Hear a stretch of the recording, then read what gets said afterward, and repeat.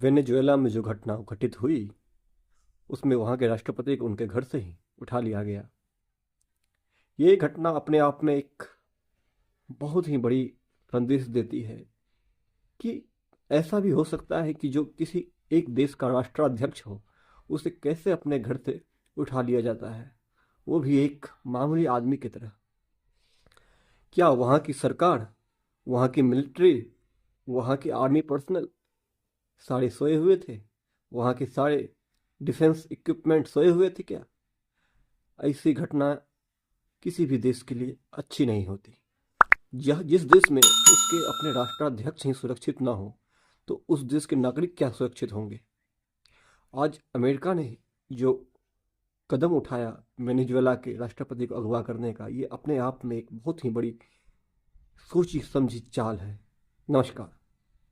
आज हम बात करेंगे कैसे एक देश के राष्ट्रपति को उनके ही देश से अगवा कर लिया जाता है। क्या ये सोचने पे हम लोगों को विवश नहीं करता? ये ऐसी बड़ी बड़ी बात है जिससे कि एक बहुत बड़ी संदेश पूरे देश में जाता है, पूरे विश्व में जाता है कि आपके ही देश के और अपने सबसे सर्वोच्च शिखर पर बैठे जो नेता है, जो राष्ट्राध्यक्ष है, वही सुरक्षित नहीं है तो आम लोग कैसे सुरक्षित होंगे? आज ये घटना हुई और पूरा विश्व मौन है। कोई इस पर एक टिप्पणी भी नहीं करना चाहता। क्यों? क्योंकि अमेरिका है, अमेरिका कुछ भी कर सकता है और अन्य देश सिर्फ उनका तमाशा देख सकते हैं। आज जो कोलंबिया, जो वेनेजुएला के राष्ट्रपति हैं निकोलस मादुरो और उनकी पत्नी सिलिया फ्रोलेस को उनके घर से उठा करके आज एक कैदी की भांति अमेरिका की जेलों में डाल दिया गया है। ठीक है, वो उनके ऊपर कोई भी चार्जेज हो, भले ही नार्को टेररिज्म के चार्जेज हों, भले ही कोई क्रिमिनल चार्जेज हों, ठीक है, लेकिन मैं कहता हूं कि किसी भी देश के राष्ट्रपति का अपना एक गरिमा भी तो है, उनकी एक अपनी लेगेसी भी तो है। As a neutral only for राष्ट्रपति के लिए मैं कह रहा हूं कि राष्ट्रपति एक न्यूट्रल पद है। भले ही उसके संभालने वाले लोग किसी भी चरित्र के हों, चाहे क्रिमिनल हो या नॉन क्रिमिनल हो, लेकिन आप किसी भी देश के राष्ट्राध्यक्ष को ऐसे कैसे उठा सकते हो? ये आज जो बड़ी बड़ी संस्थाएं बैठी हुई हैं, चाहे यूएन हो या यूएनएससी हो या बड़े बड़े पीस फाउंडेशन जो है विश्व के, वो क्यों इन सभी बातों पे कुछ नहीं कह रही है? क्यों वो चुपचाप सरेआम इन बातों को देख रही है? आज देखिए, अमेरिका अपने मोटिव के लिए, अपने फायदे के लिए आज वो वेनेजुएला के राष्ट्रपति को उठा लिए। कल हो करके हो ना हो, वो दक्षिण अमेरिका के किसी और देश के राष्ट्राध्यक्ष को उठा सकते हैं, जैसा वो बोलते भी रहे हैं। और इनसे होती ये है कि किसी भी देश में आप एक इंस्टेबिलिटी कायम करते हो और आप फिर अपनी जो कठपुतली सरकारें चलाना शुरू कर देते हो। और मैं कहता हूँ कि आज वेनेजुएला में इस प्रकार की घटना हो गई, लेकिन अगर सरकार और और वहाँ के ही लोग जो सर्वोच्च शिखर पर वेनेजुएला में बैठे हुए, चाहे वो डिफेंस में हो, चाहे लीडरशिप में हो या सिविलियन हो, कोई भी ऐसे जितने भी बड़े बड़े पदाधिकारी हैं जो इतने ऊंचे और उतने इतने बड़े ओहदे पर बैठे हुए हैं, उनकी यदि मिली भगत ना होती तो ये घटना वेनेजुएला में कभी घटित नहीं होती। मैं कहता हूँ कि अगर किसी भी देश में एक परिंदा भी पर मारता है तो वहाँ के जो लीडर हैं, वहाँ की जो प्रेसिडेंट हैं, प्राइम मिनिस्टर हैं, उनको सारी सारी बातें मालूम होती हैं। तो फिर ये इतनी बड़ी घटना, इतनी बड़ी घुसपैठ अमेरिका के द्वारा कैसे वेनेजुएला में हो सकती है? ये अपने आप में एक बहुत ही बड़ी प्रश्न चिन्ह और साथ ही साथ एक मिली भगत और गद्दारी की बू इन सभी चीज़ों से आती है। हो ना हो, वहाँ के जो बड़े बड़े वेनेजुएला के जो डिफेंस के चीफ होंगे या फिर डिफेंस मिनिस्टर होंगे या फिर फॉरेन मिनिस्टर होंगे, ये सारे कहीं ना कहीं अमेरिका से टाई अप होंगे। और जब तक टाई अप नहीं है था तब तक कैसे अमेरिका की जो सेंट्रल इन्वेस्टिगेशन एजेंसी CIA है वो कैसे दावा कर रही है कि मुझे निकोलस मादुरो के बारे बारे में उनके खान पान से लेकर उनके पहनावे ओढ़ावे तक हर एक एक खबर मुझे थी। वो कैसे ये इन सभी चीज़ों का दावा कर रहे हैं। और ये सारी घुसपैठ की खबरें लगभग 1 महीने से चल रही थी और ये उनके राष्ट्रपति निकोलस मादुरो को पता भी नहीं चली कि आपके घर के ही गद्दार आपको नंगा करने पे तुले हुए हैं। और देखिए कि जब ये घटना हो गई और ये घटना अमेरिका के द्वारा एक रिपोर्ट में कहा जा रहा है कि लगभग 150 फाइटर प्लेन के साथ अमेरिका हमला करता है। और ये समझिए कि वो जो काराकास शहर है वेनेजुएला के जो सेंटर कहलाते हैं, कैपिटल सिटी का कहलाते हैं काराकास शहर, उस पर 150 प्लेन से कैसे कोई हमला कर सकता है।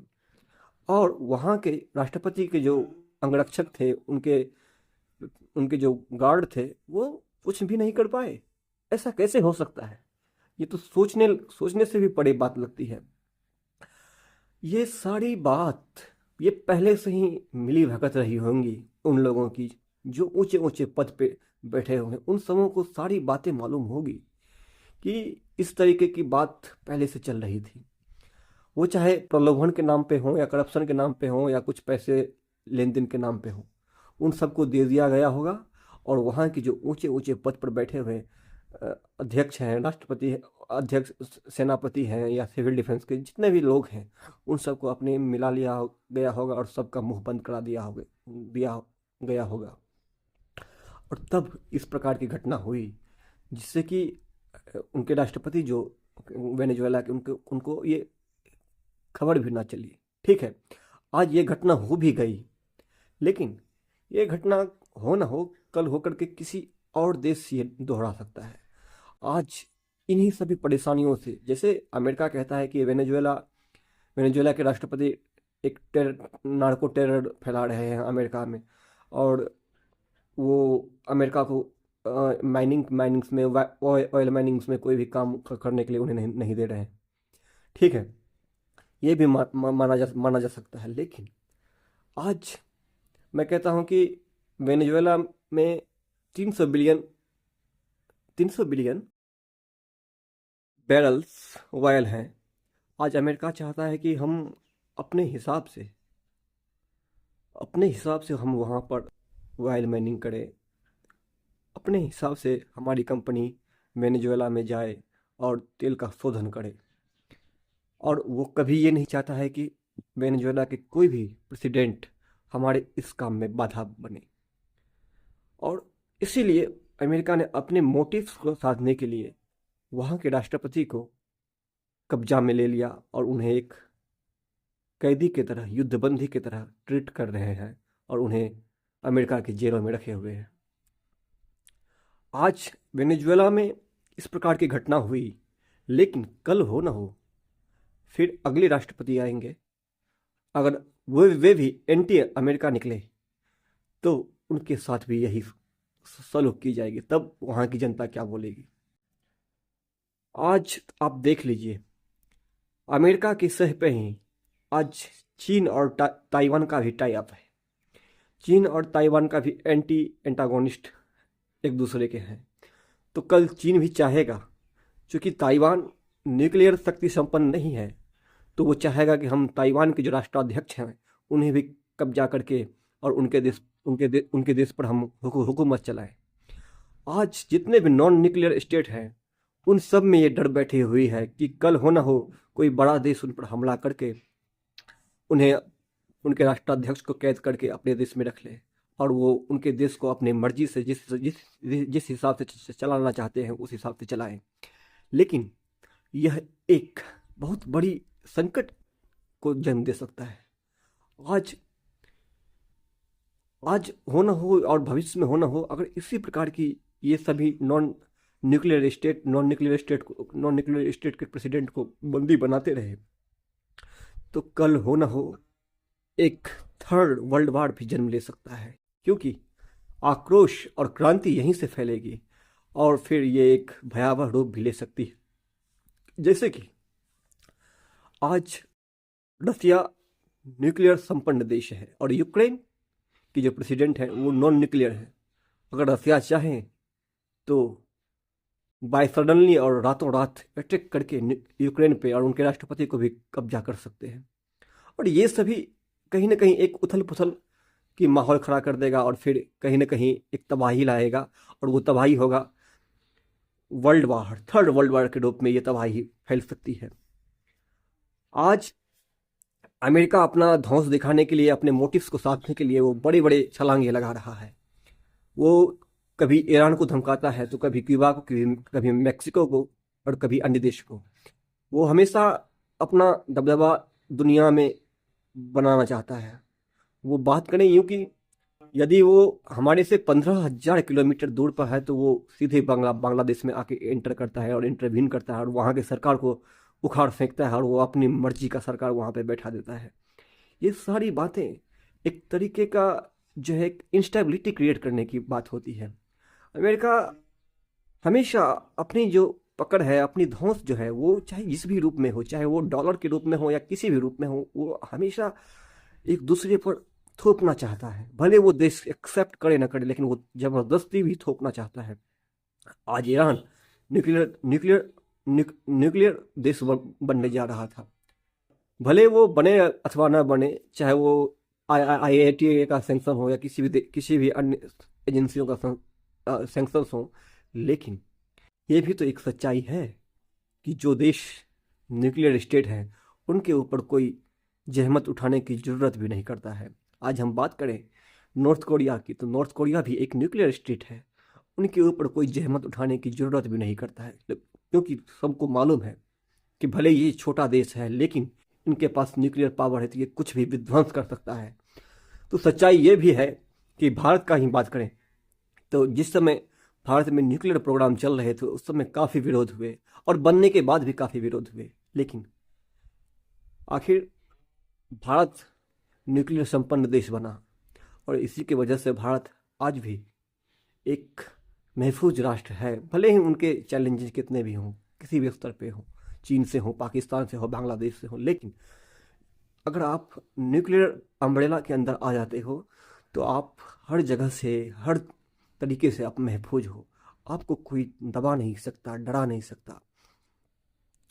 आज हर जगह किसी न किसी प्रकार के जो है एक इन्फीरियरिटी है कि बड़े बड़े देश जो आज शक्ति संपन्न हैं, लेकिन वो न्यूक्लियर शक्ति संपन्न नहीं है, लेकिन वो सोचने को विवश तो हैं कि यदि मैं भी, चाहे जापान का ही बात करें, कि वो तो ये सोच रहा है कि यदि मैं न्यूक्लियर संपन्न देश होता तो हमारे ऊपर कोई अटैक नहीं करता। चाहे वो हिरोशिमा की हम बात करें, हिरोशिमा की इंसिडेंट की बात करें, सभी देश ये सोचते हैं और ये सच्चाई भी है। चाहे हम कितनी भी शांति की बात कर लें, चाहे बड़े बड़े लेवल की हम बात कर लें कि शांति भी एक ज़रूरी चीज़ है, लेकिन ये भी एक सच्चाई है कि हमें न्यूक्लियर संपन्न देश बनना चाहिए। और क्यों ना बने, अपने देश की शांति के लिए, अपनी सुरक्षा के लिए हमें बनना चाहिए। नमस्कार।